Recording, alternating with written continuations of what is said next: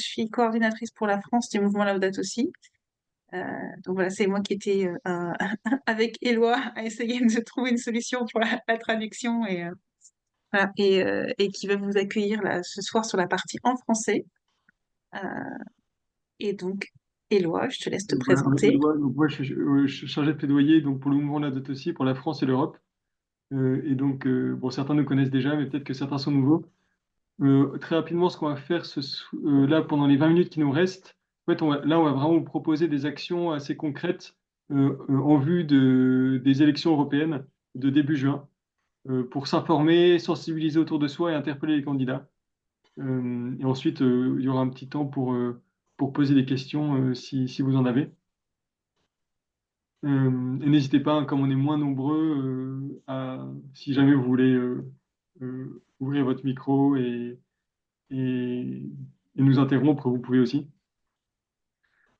Alors, première étape de comment agir euh, en vue des élections européennes. Alors, voilà. La première étape, ça consiste à s'informer, bien sûr. Euh, enfin, sur plein d'enjeux différents, compétences du Parlement européen, les programmes, le bilan des différents groupes politiques de la dernière mandature, mais aussi, donc ça c'est plutôt le côté qui est commun à tous les citoyens français, et nous on a quand même aussi cette spécificité chrétienne, et dans ces décisions politiques, il est intéressant pour nous de discerner à partir de notre foi, et donc il y a notamment le trésor de la doctrine sociale de l'Église, que vous connaissez sûrement, mais qui est finalement assez peu connu même au sein de l'Église catholique. Et donc, il y a plein d'outils qui peuvent nous permettre de discerner et d'agir en tant que citoyen, parce que c'est aussi à ça qu'on est appelé en tant que chrétien. Et donc, pour vous aider à vous informer et essayer de réunir plein de documents qui peuvent être utiles, on a créé une boîte à outils euh, avec des ressources. Donc, voilà des exemples de ressources qu'on a mis, mais on va la compléter au fur et à mesure. Et, euh, et, et ça permettra à chacun d'aller piocher pour se renseigner en vue des élections européennes. Donc, par exemple, il y a un guide qui a été créé par la Commission des épiscopats de l'Union européenne autour de la doctrine sociale pour essayer de discerner sur certaines questions les enjeux politiques importants pour nous. Ou bien il y a le réseau Action Climat, donc un acteur très différent, mais qui a écrit un article sur un décryptage du pacte vert et des votes des députés, des eurodéputés français dans les 5 dernières années. Donc pour se baser sur un peu la réalité de ce que chaque groupe politique a pu voter. Euh, ou bien il y a aussi dans ces ressources qu'on a listées une vidéo des semaines sociales de France d'un débat entre deux députés européens sur l'écologie, oser des changements radicaux. Donc voilà, vous pourrez retrouver toutes ces ressources et c'est la première étape qu'on vous propose en vue des élections européennes, c'est s'informer. Voilà, le point de départ sur s'informer, c'était un peu de se dire, finalement, on a beaucoup d'informations, mais les élections européennes, c'est pas ce connaît le mieux. Les institutions européennes, c'est pas ce qu'on connaît le mieux non plus. Voilà, pourquoi est-ce qu'il y a un parlement, une commission, comment tout ça marche ensemble, quelles sont vraiment les compétences européennes, parce que peut-être que certains candidats vont parler de sujets qui sont extrêmement importants, mais qui sont pas du tout des choses qui sont gérées au niveau de l'Europe. Donc voilà, savoir voilà, pourquoi on vote, enfin, quelles sont les responsabilités de ceux pour qui on vote, et dans ces responsabilités-là, sur quoi, qu'est-ce qui nous paraît vraiment important par rapport à la crise sociale et environnementale qu'on rencontre. Voilà, ça, c'est quelque chose à faire individuellement. Et on se disait l'étape d'après, une fois qu'on s'est voilà, qu'on s'est informé, si on veut s'impliquer davantage, une fois qu'on a compris que c'était important de voter pour les européennes, je pense que si vous êtes là, vous êtes déjà convaincu au départ que c'est important, il y a un enjeu de convaincre les autres. Et on vous a mis cette citation de Laudate Deum qui nous rappelle que les solutions les plus efficaces ne viendront pas seulement d'efforts individuels, mais avant tout des grandes décisions de politique nationale et internationale. Et il y a toute cette partie dans Laudate Deum où le pape parle d'un multilatéralisme dont on a besoin, et pour avoir ces décisions politiques qui vont être celles qui vont avoir l'impact le plus important. Dans cette approche-là, l'idée, c'est comment est-ce que on peut réussir à convaincre autour de soi, se mobiliser, dire voilà, les élections européennes, c'est quelque chose d'important. C'est important d'aller voter. Et c'est déjà le premier stade parce qu'on sait que beaucoup de personnes ne votent pas aux élections européennes. Et ensuite, c'est important de voter en conscience et dans le sens du bien commun. C'est ce que disait Éloi. Nous, on a peut-être cet éclairage particulier au niveau de la doctrine sociale de l'Église en disant, voilà, on a ce souci du bien commun, à la fois des hommes et de la maison commune. Et comment est-ce que ça nous éclaire dans notre vote? Donc, on est vraiment sur une approche, on ne va pas donner une consigne de vote aux gens, mais on va leur dire voter, c'est important. Et voilà les sujets, des sujets qui sont des sujets importants au niveau européen, sur lesquels il va devoir y avoir des décisions. Et sur ces sujets-là, voilà ce qu'on peut dire de la réalité du monde dans lequel on vit. Et à partir de ça, eh ben, chacun fera son propre choix. Voilà. Donc, c'est rappeler l'importance de participer et donner des clés pour réfléchir aux enjeux. Et pourquoi votre rôle est essentiel? C'est parce que on sait qu'il y a des personnes qui vont pas se sentir très concernées par les messages qu'ils vont entendre dans les médias, ou même s'il y a une grande campagne organisée par, je ne sais pas quelle association qui explique comme c'est important de voter. Mais une conversation avec quelqu'un qu'ils connaissent, ça va avoir un impact beaucoup plus important. Et le fait d'avoir des petits relais comme ça, et petit, c'est pas du tout péjoratif, c'est quelque chose qui va voilà, pouvoir mettre les gens en mouvement. Donc, comment faire ça? On avait deux pistes, on va dire avec plusieurs niveaux d'engagement. On va organiser un webinaire en français, donc on n'aura aucun problème de traduction, autour des élections européennes, discernées avec Laudato Si. Alors peut-être le titre changera un petit peu, qui aura lieu pendant la semaine Laudato Si, le jeudi 23 mai à 20h30. La semaine Laudato Si, c'est la semaine anniversaire de la sortie de l'encyclique, et il y a toujours des événements en fait à cette occasion-là. Et nous, on avait envie de mettre l'accent sur les élections européennes pendant ce rendez-vous. En plus, c'est juste avant les élections européennes. En France, on va voter le 9 juin, donc ça permet de bien mettre le sujet d'actualité voilà, autour de soi. Donc, c'est un webinaire qu'on peut suivre tout seul, ou qu'on peut suivre à plusieurs en invitant des personnes autour de soi, ou pourquoi pas inviter plus largement. Et nous, l'idée qu'on avait, c'était que ça pourrait vraiment être très, très impactant si en paroisse, par exemple, il y avait un événement pendant la semaine Laudato Si autour de ces enjeux des élections européennes. Toujours dans cette approche non partisane dont je vous parlais. Et si on a envie d'organiser un événement en paroisse ou dans son organisation ou dans son mouvement, on va pouvoir avoir envie de le monter complètement. Peut-être que vous connaissez des gens qui sont capables de venir intervenir et expliquer des choses au niveau des élections européennes. Et nous, on vous proposera une trame pour faire cet événement-là, pour vous aider. Ou peut-être que vous n'avez pas de contact localement, vous pouvez faire venir facilement. Et à ce moment-là, ben, vous pouvez regarder le webinaire ensemble et échanger après le webinaire. Donc, on vous fournit les intervenants et vous organisez l'événement avec les intervenants qu'on vous fournit.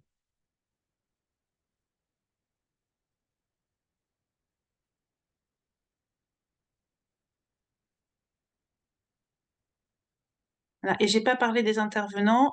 Très rapidement, au programme de ce webinaire, il y aura un petit rappel sur ce que c'est que ces élections européennes et quelles sont voilà, à quoi ça sert ces élections européennes. Il y aura un intervenant pour parler un peu du pacte vert et de ce qui tourne autour du pacte vert et quels sont les enjeux là-dessus. Et il y aura un intervenant plus spécifiquement sur tout ce qui concerne l'agriculture et la crise agricole, en gardant bien ensemble la partie sociale et la partie environnementale. Merci Anne. Donc ça, c'était la deuxième partie. Donc première proposition, s'informer avec des ressources qu'on va lister et mettre à disposition. Deuxième, mobiliser autour de soi, donc en suivant à plusieurs un webinaire ou en organisant un événement. Et la troisième chose qu'on vous propose, c'est d'interpeller les candidats. Alors pourquoi interpeller? Ça peut un peu faire peur, mais en tant que chrétien, on est appelé à être prophète. Au mouvement Laudato Si, on parle de plaidoyer prophétique. Moi, je trouve que c'est un mot très beau. Et donc, c'est de dénoncer les injustices avec force, comme les prophètes l'ont fait dans toute l'histoire du christianisme et du judaïsme. Euh, et donc, appelé pour changer les structures. Euh, et donc là, dans le cadre des élections européennes, on vous propose d'interpeller les candidats aux élections sur l'écologie intégrale. Certains candidats n'ont pas envie d'en entendre parler, euh, et donc les interpeller et aller être la petite bête qui demande des changements à grande échelle, c'est aussi notre rôle de chrétien. Et donc je rappelle ce que le pape François dit dans Laudate Deum, on est invité à exercer une saine pression afin de faire advenir des changements structurels. Et donc, c'est ce qu'on vous propose avec ce que je vais décrire maintenant. Donc, la proposition, c'est une lettre au candidat. Alors d'abord, c'est le mouvement Laudato Si qui, avec plusieurs organisations, communautés, congrégations chrétiennes et catholiques, a écrit et est en train de faire signer une lettre ouverte, donc qui va être à la fois publique et qui va être envoyée aux principales listes des élections européennes. Donc, dans le contenu de cette lettre, il y a 5 idées fortes: la sortie des énergies renouvelables, la défense de la justice climatique internationale, l'engagement pour une conversion écologique des systèmes agricoles, la sortie du paradigme technocratique, donc là on voit les mots du pape François, et proposer un horizon au-delà du consumérisme. Et donc l'idée, c'est vraiment d'élever une voix catholique et chrétienne euh, auprès des candidats pour dire, voilà, pour nous, euh, nourris par notre foi, ces enjeux d'écologie intégrale sont vraiment primordiaux. Et donc, le faire savoir aux candidats et mettre cet apport dans le débat public, à partir de notre tradition et de notre foi catholique. Donc ça, euh, c'est nous qui allons concrètement, Anne et moi, envoyer la lettre aux listes après avoir travaillé sur le contenu avec un groupe de plaidoyer du mouvement Laudato Si européen. Et on a travaillé aussi avec quelques autres organisations chrétiennes, pour les citer, le CCFD, Lutte et Contemplation. Et là, on va élargir un peu plus, enfin, on va proposer la version à laquelle on est arrivé à la signature de toutes les organisations chrétiennes qui le souhaitent. D'ailleurs, du coup, si vous connaissez des communautés, des congrégations, des organisations chrétiennes ou catholiques qui seraient intéressées pour signer cette lettre, n'hésitez pas à nous faire signe. Là, on commence tout juste le travail de récolter des signatures parmi ce genre d'organisation. Et autour de cette lettre au candidat, on vous propose aussi de participer personnellement à cette action en envoyant vous-même cette lettre au candidat et en encourageant les personnes autour de vous à le faire. Donc, donc elle sera publique et envoyée aux candidats signés par les organisations. Et l'idée, c'est que vous pourrez vous saisir de cette lettre et envoyer un email ou envoyer par courrier la lettre avec un petit mot personnalisé si vous le souhaitez, en expliquant pourquoi est-ce que pour vous également c'est très important et vous soutenez ces demandes, ces 5 demandes. Et l'idée, c'est de pouvoir mobiliser la communauté chrétienne catholique pour pousser les gens à agir un peu plus que seulement aller voter, parce que souvent c'est ce qu'on fait, mais c'est aussi important d'aller un peu plus loin. Et l'idée, c'est aussi de montrer, de faire bouger les lignes, de faire en sorte que les candidats entendent cette voix et peut-être changent leur manière d'aborder les choses et de prendre des décisions. Et le troisième objectif, c'est aussi de montrer que d'apporter cette voie, cette approche de l'écologie intégrale catholique dans le débat public, parce que ça peut permettre aussi de nourrir des réflexions et à des personnes qui connaissent pas encore de connaître ça. Donc très concrètement, euh, sur notre site internet, il y aura toutes les informations, la lettre en PDF, des emails types, les adresses des candidats, pour que vous puissiez participer à cette campagne, prendre 15 minutes. Copier-coller le mail, le personnaliser et l'envoyer au candidat. Tout ce dont on vient de vous parler, euh, s'informer, mobiliser autour de vous et l'envoi de la lettre, toutes ces ressources sont disponibles sur notre site internet, euh, en dessous de cet article qui s'appelle Comment agir pendant les élections européennes. Il y a plein de liens avec toutes les ressources. Et donc, et d'ailleurs, on vous enverra à tous les participants du webinaire, on enverra les ressources et l'article par mail après le webinaire. Je ne sais pas si Anne, tu voulais ajouter quelque chose, s'il y a des questions sur ces actions qu'on vous propose. Sylviane?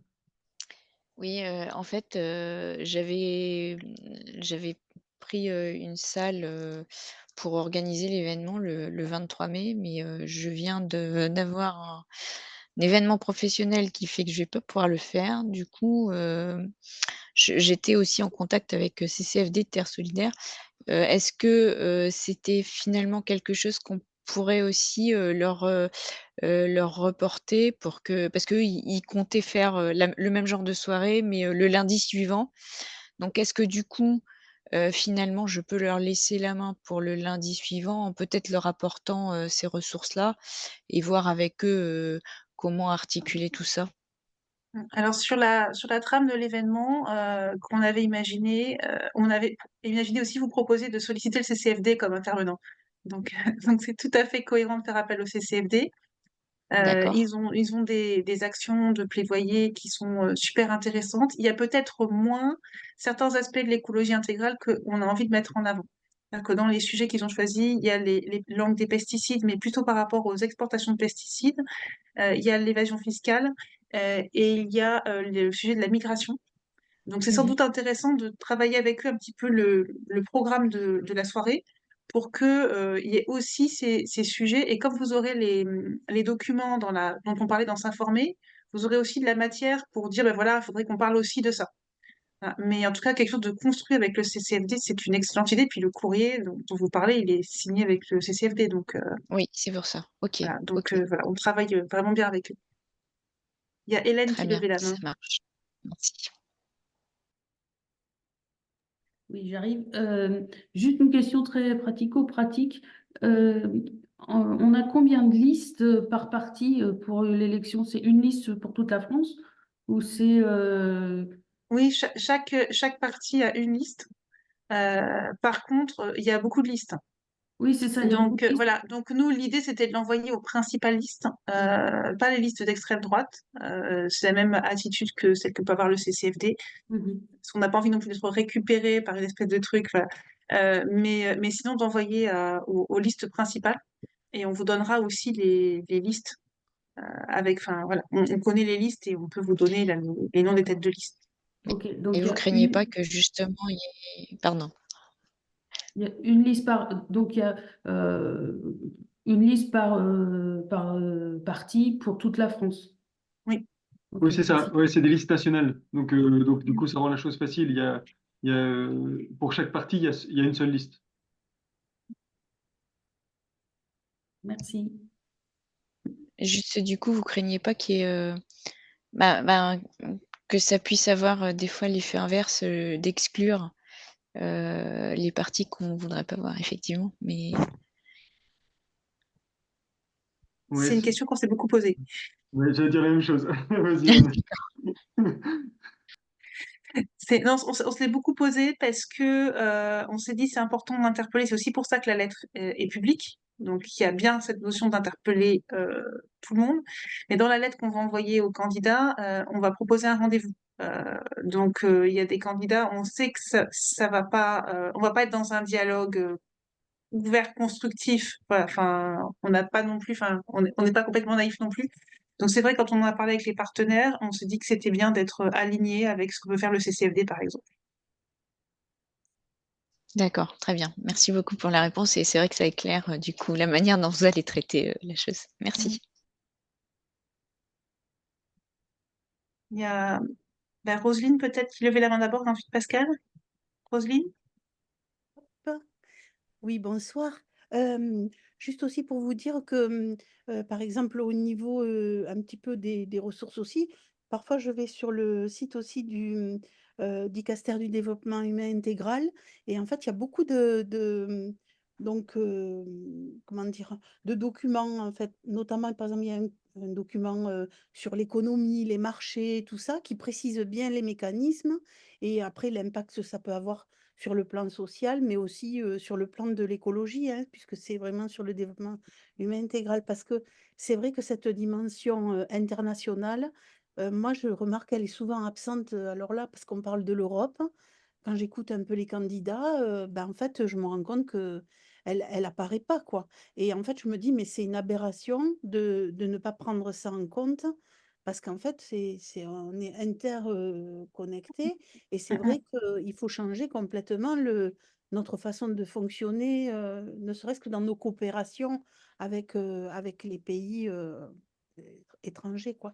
Et là, je trouve que, du coup, sur le site du Dicaster, je partagerai sur le groupe, bah, enfin, il y a des documents quand même intéressants, voilà, qui montrent un petit peu tous ces mécanismes avec la doctrine sociale de l'Église, tout ça, enfin, ce que disait Éloi, voilà, c'est intéressant, quoi. C'est vrai que, voilà. Merci, on pourrait l'ajouter peut-être aux ressources. Ah oui, ben je te le fais passer, Ouais, je l'envoie, hein, voilà. ouais, par mail, Vous verrez que super. sur le site internet, il y a des liens en fait vers des documents qu'on va pouvoir compléter au fur et à mesure. Donc la boîte à outils avec tous les documents intéressants, on va pouvoir l'alimenter et il y a même le contact des lois pour que les gens puissent lui écrire en disant voilà, j'ai vu cet article particulièrement intéressant et comme ça on le rajoute. Ah, très bien, oui, Voilà. ouais. C'est quelque chose de très collaboratif. Ah, merci. Merci. Pascal,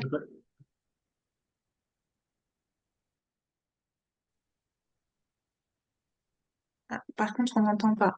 On n'entend pas alors que le micro est activé, c'est étrange. Non, on n'entend pas. Est-ce que c'est pas un problème de micro physiquement? Peut-être en débranchant le casque, en passant par le micro de l'ordi?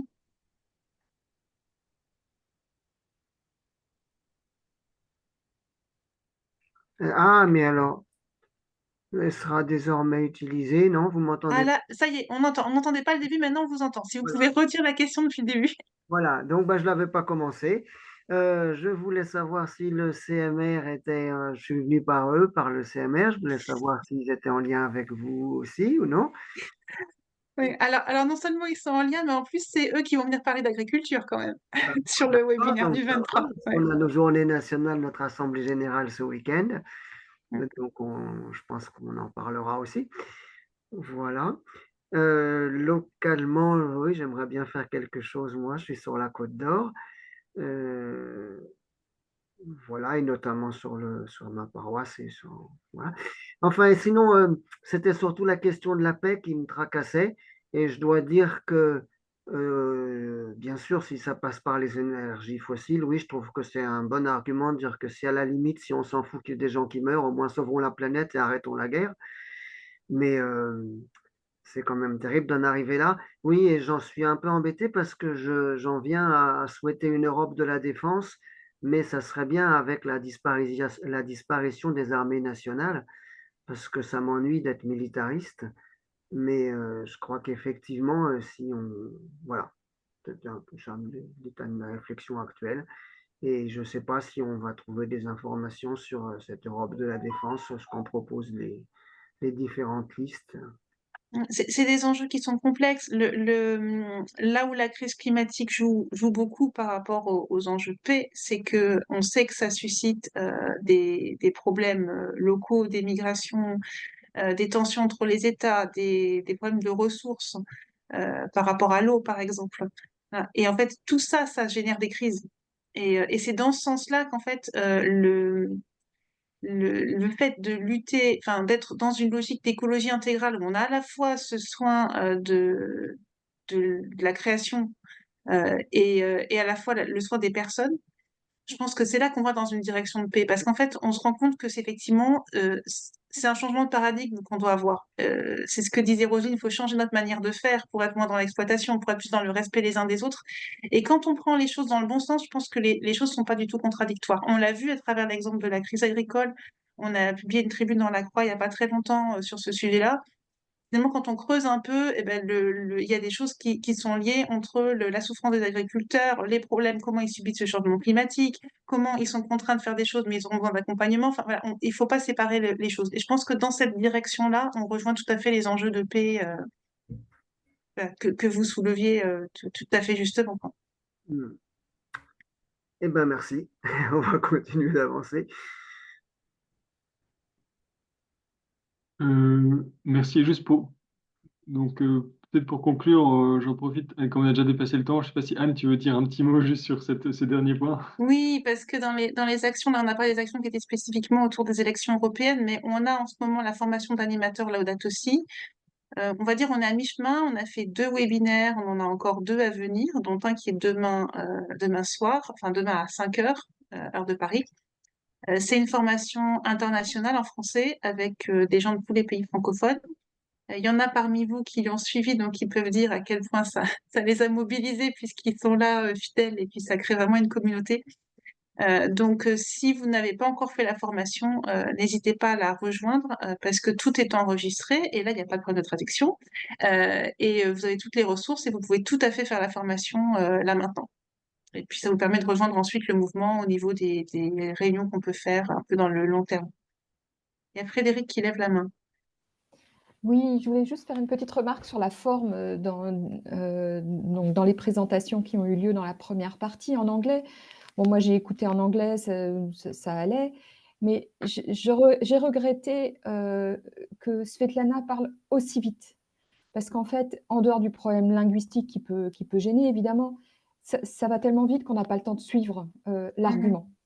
Et je comprends bien que certaines personnes veuillent dire un maximum de choses dans un temps imparti, mais si c'est finalement pour perdre tout le monde en cours de route, ça ne sert à rien. Et ce serait bien de leur réexpliquer qu'il faut qu'ils se limitent, ils ne peuvent pas tout dire en même temps. Et comme ça, ce sera plus efficace et plus riche pour tout le monde.